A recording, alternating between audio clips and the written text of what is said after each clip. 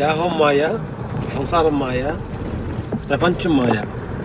ఇంతకుముందు మీకు చెప్పడం జరిగింది నా మిత్రులారా, చూస్తున్న ప్రేక్షకులు దేవుళ్ళందరికీ మా హృదయపూర్వక నమస్కారాలు. ఇప్పుడు మేము కర్తాల సైడు 2 days మాకు షూటింగ్ లేకపోతే యాత్రకు బయలుదేరాం. ఎంజాయ్ చేస్తూ క్లైమేట్ వెరీ కూల్గా ఉంది, ఎంజాయ్ చేస్తాం. మొన్న జార్జియా నుంచి వచ్చాము. మీకు అప్పుడప్పుడు చెబుతూ ఉన్నాం అన్నమాట, కనిపించే 3 సింహాలు, కనిపించేది 4వ సింహే ఆత్మ.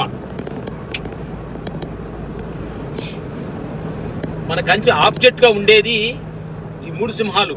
ఒకటి ప్రపంచం ఆబ్జెక్టు, నువ్వు చేస్తున్న బిజినెస్ కావచ్చు, నువ్వు చేస్తున్న పనులు కావచ్చు, నీ వీటిలో లాభ నష్టాలు, వీటిలో వచ్చేది ఒక సింహం. సంసారం 2వ సింహం. సంసారం పిల్లల చదువులు కావచ్చు, నీకు ఆర్థిక వైపు హస్బెండ్ వైపు ఇబ్బందులు కావచ్చు, రిలేషన్ మధ్యలు కావచ్చు, దీని దగ్గర వచ్చే చిన్న ఘర్షణ. ఇది 2వ సింహం. 3వ సింహం దేహం. ఇది క్లైమాక్స్. ప్రపంచాన్ని గురించి కొంచెం ఈడుపడవచ్చు, కొంతమంది సంసారాన్ని గురించి తొందరగా ఈడుపడవచ్చు, నో ప్రాబ్లమ్స్. కానీ ఈ దేహం అనే సింహం లాస్ట్ సింహం అన్నమాట. దీని దగ్గర చాలా మంది మహానుభావులు కూడా దీని దగ్గర లాక్ అయిపోయి ఏకలు చెందిన వాళ్ళు చాలా మంది ఉన్నారు నా మిత్రులారా. దేహం ఇదేంటంటే ప్రపంచాన్ని సంసారాన్ని వదలవచ్చు, కానీ ఈ దేహంలో నుంచి నువ్వు బయటికి వదలలేవు. నువ్వు మరణిస్తేనే వదులుతావు తప్ప నువ్వు ఉండన్నాళ్ళు ఏ ప్రాబ్లం వచ్చి అనుభవించాల్సిందే. అందుకని ఈ 3 సింహాలు చుట్టూలో నువ్వు ఎంత తెలివిగా యాక్టివ్గా, ఇది అనిత్యమే, ఇది క్షణికమే, ఇది ప్రపంచం అనేది అనిత్యం, సంసారం అనిత్యము, దేహం అనిత్యం అనే సత్యాన్ని నీ మనసులో క్లారిటీగా వచ్చిన రోజు 4వ ఆత్మస్థితిలో నువ్వు జీవించగలుగుతావు నా మిత్రులారా. ఆత్మస్థితి అంటే ఎలాంటిది, భౌతికవాదం ఎలాంటిది అనే దానిలో మేము ఉదాహరణ మీకు చెబుతాము. అన్ని ఉదాహరణ ఉంటే కానీ మీకు అర్థమవుతుంది. ఒక దోశ, పూరి, ఒక ఇడ్లీ, వడ ఎలాంటిది అంటే ఇది భౌతికవాదం అనుకోండి. తింటున్నప్పుడు ఆ నూనెలో దోశ వేసి, ఆ నూనె మీద వేసి, అట్టు కాల్చి అది ఇస్తుంటే ఆ చట్నీలు వేసుకుంటే నోలికి సమ్మగా ఉంటుంది, కానీ లోపల అంత ఉపయోగకరంగా అనిపించదు. ఈ పూరీలు కూడా నువ్వు ఆయిల్లో ముంచి వేసి బుస్సును పొంగిన తర్వాత ఆ పూరి కూరలో తింటే, ఆయిల్తో కాలి తింటే అది నోటికి రుచికరంగా ఉండొచ్చాము, కానీ లోపల అంత ప్రయోజకరంగా ఉండదు. అది ఆత్మస్థితి ఎలాంటిదంటే, మేము పొద్దున్నే ఏరిజపప్పు నానేసుకొని, జీడిపప్పు నానేసుకొని, టమాటా, ఉల్లిపాయ, కీర 3 కట్ చేసి మిక్స్ చేసి తిన్నాం. తినేటప్పుడు అంత టేస్ట్గా కనిపించదు. ఇది భౌతికవాదం. తినేటప్పుడు టేస్ట్గా ఉండదు, కానీ లోపలికి వెళ్ళినాక అద్భుతం ఉపయోగకరంగా ఉంటుంది. అందుకని నా మిత్రులారా, కనిపించేదంతా మేలాటగా నోటికి రుచిగా ఉండేది అది అంతరాత్మలో ఉపయోగకరంగా ఉండదు. కనిపించకుండా కొంచెం కష్టంగా ఉండేదే అది ఉపయోగకరంగా ఉంటుంది. ఆత్మస్థితి అంటే అందరూ ఆత్మస్థితిలోకి పయనించలేకపోవడానికి కారణం ఏంటంటే, నోటికి రుచిగా పెద్దగా అనిపించదు కాబట్టి, చూడటానికి అంత ఉపయోగం ఉండదు కాబట్టి దానిలోకి అందరూ రాలేరు నా మిత్రులారా. కొంచెం నువ్వు ఒక 40 days ఈ తినటం, ఈ ఆత్మస్థితిని అలవాటు పడితే, తినటం అలవాటు పడితే వాటిలోనే అద్భుతమైన టేస్ట్ ఉంటుంది అనే సత్యాన్ని మనం తెలుసుకోవాలంటే ఒక 40 days కంటిన్యూగా అవి మన రుచులు మార్చుకోవాలి. అలాగే ఈ మూటిల్లోనే కొట్టిమెట్లాడుతున్న 3 సింహాల్లో కొట్టిమెట్లాడుతున్న మనకి కొంచెం ఒక 40 days ఈ ధ్యానం అనే ప్రక్రియలు చేయగలిగితే ఈ ఆత్మస్థితి ఆనందాన్ని కూడా మీరు అనిపించవచ్చు. ఓకే, లీడ్ అది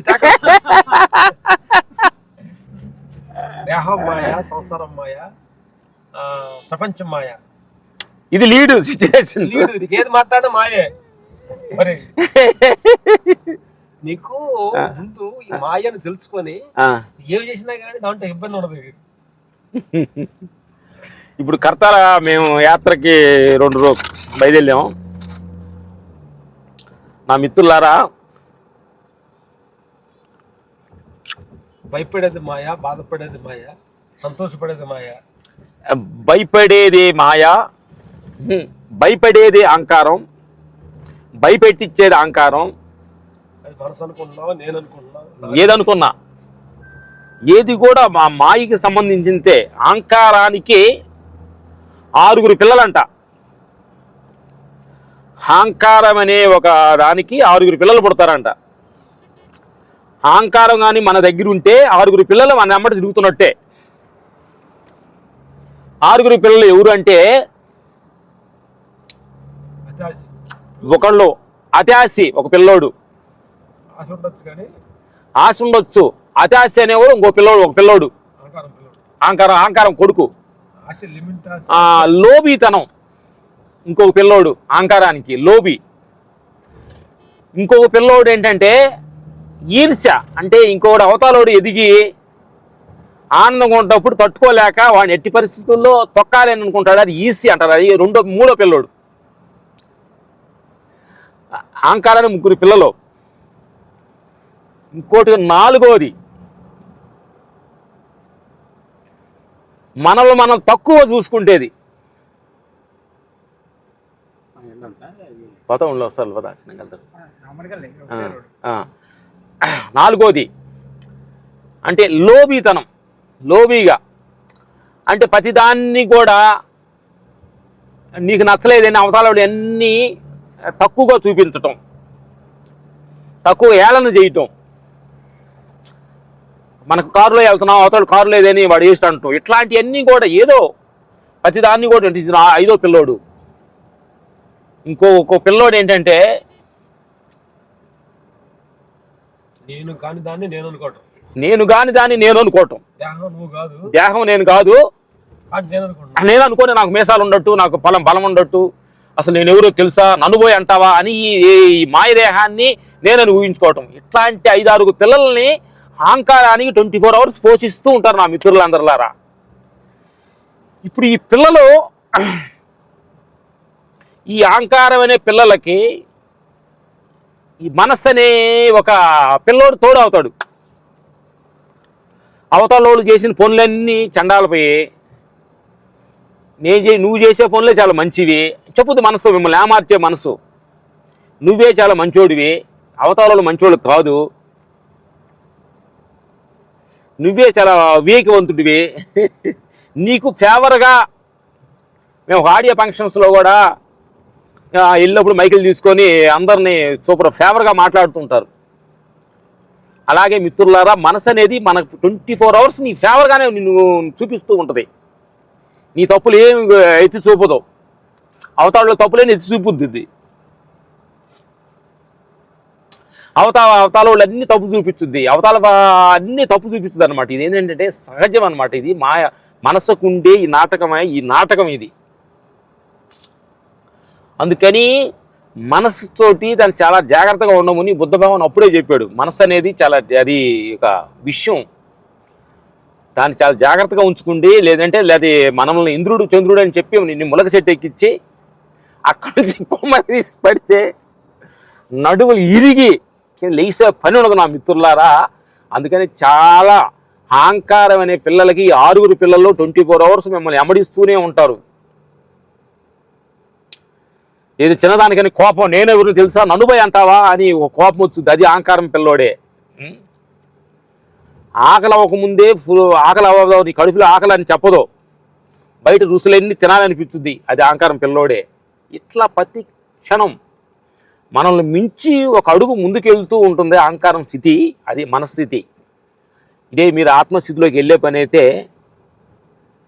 అహంకారాన్ని నశింపి చేసిన తర్వాత ఈ 6 పిల్లలు నశిస్తారు. నీకు అహంకారం కానీ నీ ఎమ్మడించుకొని నీ జేబులో పెట్టుకొని ఉంటే ఈ 6 పిల్లల్ని వెనకుడితో వస్తూనే ఉంటారు. అందుకని చాలామంది నా మిత్రులు ఏం చేస్తారంటే, ధ్యానంలో కూర్చున్నామండి, ఈ 6 పిల్లలే వస్తున్నారండి, నేను గతంలో చేసిన తప్పులు నాకు గుర్తొస్తున్నాయండి, గతంలో వాడు అప్పు ఇవ్వలేదైనా గుర్తొస్తుందండి. ఇవన్నీ అహంకారకు సంబంధించిన ఈ పిల్లలు. వాళ్ళు పదే మనల్ని గుర్తు చేసి మనల్ని ఎమ్మడిస్తూ ఉంటారు నా మిత్రులారా. అందుకని అహంకారం పిల్లోడిని చాలా జాగ్రత్తగా ఉంచాలి. అందుకని బుద్ధ భగవాన్ ఏమంటాడంటే, అందుకే ధ్యానం ప్రతిదానికి ధ్యానం అని మేము ఎందుకు చెబుతున్నామంటే,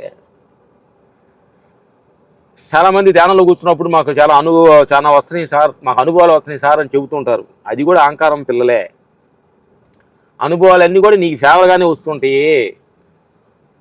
నువ్వు కృష్ణుని చూసినట్టు, నువ్వు జీసస్ని చూసినట్టు, నీకు రాముని చూసినట్టు, షిరిడి సాయిబాబా చూసినట్టు, నీ గత జన్మలో నువ్వు ఇంద్రుడు చంద్రుడు అన్నట్టుగా ఎన్ని కూడా మనసాడే నాటకమే.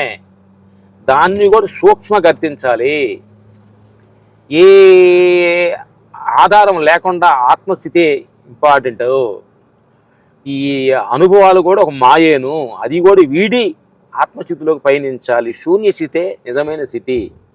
ఈ అనుభవాల స్థితి అన్నీ కూడా మనసు ఆడే నాటకంలోనే ఉంటాయి. కానీ గుడ్డి కళ్ళే కొన్ని వెళ్ళబెడరు. ఈ ప్రపంచ విషయాల ఆధారంగానే మనస్సు ఆత్మస్థితిలో హాస్టల్ ట్రావెల్స్ కానీ ఇవన్నీ కూడా మనసాడే నాటకాలు. ఇవన్నీ చాలా జాగ్రత్తగా ఉన్నాం మిత్రులారా. ధ్యానం చేసేవాళ్ళు అందరూ చాలా జాగ్రత్తగా ఉండండి. ఎందుకనంటే ఈ మనసుతోటి మహాన్ బావులు కూడా చాలా ఇబ్బంది పడ్డారు నా మిత్రులారా. ఆశ చూసి అడిగేయండి. మనస్సు మాట్లాడే అన్నీ మీరు ఒక మనసు ఆలోచనలు మీ లోపల వచ్చిన రాగలనే ఇది ఏ రకమైన ఆలోచన, ఇది నాకు ఉపయోగకరంగా ఉందా, అవతలోళ్ళు ఏమైనా ఇబ్బందికరమైన ఆలోచన వచ్చిందా, ఇది ఈ పని వలన అవతలోళ్ళు ఎంతమంది ఇబ్బంది పడతారని ప్రతి క్షణం ఆలోచనల్స్ని పదో థింక్ చేసుకొని ఆలోచనల్ని అమలు చేయండి. చేయకుండా ఏదో గుడ్డెత్తి చేలో పడ్డట్టు ఆలోచన రావడంతో అమలు చేసేసి ఆ తర్వాత వాళ్ళు చేసి ఉంటే బాగుండు, ఇది చేసి ఉంటే బాగుండు అని తర్వాత మనం ఆలోచిస్తూ ఉంటారు చాలామంది నా మిత్రులారా. అందుకని ఏంటంటే ఆలోచనలు వస్తున్నప్పుడే ఈ ఆలోచన దేనికి ఉపయోగకరంగా ఉంది, 10 మంది ఉపయోగకరంగా ఉందా, అట్లీస్ట్ నాకు ఉపయోగకరంగా ఉందా, నాకు మంచిగా కావన్నా వచ్చిందా, లేదా 10 మంది హామీకరంగా ఉందా అని దాన్ని సూక్ష్మంగా ఆలోచించి స్టార్టింగ్లోనే ఈ ఆలోచన రాంగ్ ఆలోచనలు వచ్చినాయి అనుకోండి, పదో ఇమ్మీడియట్గా ఆలోచనల్ని అక్కడే కట్ చేసేయండి. ఆలోచన అమలు చేయొద్దు. ఎందుకంటే ఎవరి మీద కోపం ఉండావు నువ్వు, ఒకళ్ళ మీద పదో ఆలోచనలు వస్తున్నాయి. ఓహో ఇది ఈ ఆలోచనలు కానీ మనం వెంబడిస్తే పని అయితే ఫస్ట్ ఆలోచన ఏం చెప్పుద్ది, తప్పు చేసేవాడిని తిట్టముంటుంది, ఇంకా కొంచెం ముదిరితే కొట్టముంటుంది, ఇంకా కొంచెం ముదిరితే కోపం సంపం ఉంటుంది. అందుకని ఆలోచనలు అవకాశంగా మీరు ఇచ్చే పని అయితే మిమ్మల్ని ఎమ్మడించుతున్న మిత్రులారా. అందుకని చాలా జాగ్రత్తగా ఉండండి. ఆలోచనలు ఎమ్మడి పడవద్దు. ఆలోచనల్ని వస్తున్న ఆలోచనల్ని సూక్ష్మంగా ఆలోచించండి. ఇది కరెక్టే అని ఆలోచన, కరెక్ట్గా నా ఆలోచన, ఈ పదే ఎందుకు వస్తుంది, పదే అవతలాడు తప్పులు ఎందుకు ఎత్తి చూపిస్తుంది, ఇది మన మనసే మన సొంత మనసే అయినప్పుడు అవతల తప్పులు పదే ఎందుకు చూపిస్తుంది, నా తప్పులు కూడా పదే ఎందుకు ఎత్తి చూపిస్తుంది. అందుకని మనసును చాలా జాగ్రత్తగా ఉంచండి. మనసాడే నాటకంలో మీరు కొట్టుమిట్టులాడి వెళ్ళొద్దు నా మిత్రులారా. 10 ఆలోచించండి. ఆలోచించుకొని మీకు ఆలోచనలోనే మీకు యూస్ఫుల్గా ఉండే ఆలోచనలు అలవాటు చేసుకున్నారు అనుకోండి, మీకు ఏది అవసరమో అదే ఆలోచించుద్ది, మీకు ఏం కావాలో అదే ఆలోచించుద్ది, మీకు ఏం వద్దో దాన్ని ఆలోచించదో. దీన్ని మనసును కూడా మనం అలవాటు చేసుకోవాలి. ఇది అలవాటు చేసుకోవాలంటే మీరు క్రమ తప్పకుండా మార్నింగ్ లెగిసి 3 గంటలో లేదా 4 గంటలో లేదా 5 గంటలో, ఈ 3 టైమింగ్స్ చాలా అద్భుతమైన టైమింగ్స్. 3 o'clock ఇది భగవంతుడి ముహూర్తం, 4 గంటలకు బ్రహ్మ ముహూర్తం, 5 గంటలకి కూడా బ్రహ్మముహూర్తమే, 4, 5 కూడా ఈ 2. 6 గంటల పైన ఈ ధ్యానం అనేది ఇది మనిషి ముహూర్తం. 6 గంటల లేచి మనిషి ఈ కార్యక్రమాలన్నీ పొద్దున్న ఏం చేయాలి, పిల్లలకి ఏం చేయాలి, ఫ్యామిలీకి ఏం చేయాలి అనేది ఈ ముహూర్తం అంతా పనికి మన జీవనాపాతం గడపడానికి ముహూర్తం 6 గంటల పైన. ఇది ధ్యానానికి కాదు ఇది. అందుకని లేచిన తర్వాత 8 గంటలాగా నేను ధ్యానం చేస్తాను, ఇంట్లో వాళ్ళకి ఏం పనులు చేయకుండా, ఫ్యామిలీకి ఏం పనులు చేయకుండా ధ్యానం చేస్తానంటే అది ఏమంతా సోంబేరితనం అవుతుంది నా మిత్రులారా. అందుకని ఆలోచించుకోండి, పదే ఆలోచించుకోండి.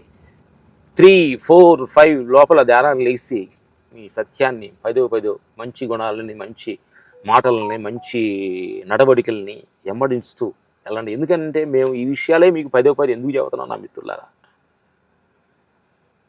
ఎందుకనంటే మేము చేసే ప్రతి పని కూడా షూటింగ్ పనులు, ఆటి పనులు అన్నింటిలో కూడా నా కోసం చేస్తున్నాం. ఈ మాట్లాడే ఈ మాటే మీ అందరి కోసం, ఇది మీకోసం, మీ మంచి కోసం మాట్లాడుతున్నాను నా మిత్రులారా. Thank you. ఉంటాం. బాయ్.